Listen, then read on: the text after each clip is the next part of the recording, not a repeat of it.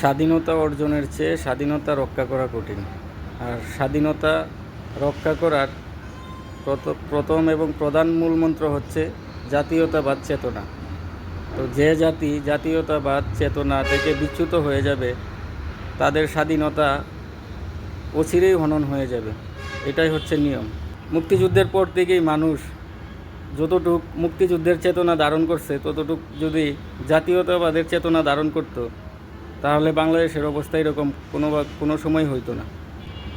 তো জিয়াউর রহমানের অপরাধ ছিল, উনি জাতীয়তাবাদী চেতনায় উজ্জীবিত ছিলেন, জাতীয়তাবাদ প্রতিষ্ঠা করতে চেয়েছিলেন। সেজন্য জিয়াউর রহমানকে হত্যা করা হয়েছে।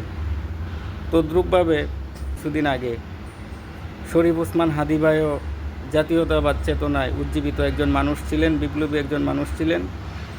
ওনাকেও গুলি করে হত্যা করা হয়েছে এবং এই খুনিরা ভারতে অবস্থান করতেছে। তো আমাদের দেশের স্বাধীনতা হননকারী একমাত্র দেশ হচ্ছে ভারত। ওরা দেখেন আমাদের বিজয় দিবস তাদের বিজয় দিবস হিসেবে উদযাপন করছে, বাংলাদেশকে স্বীকৃতি দেয় নাই।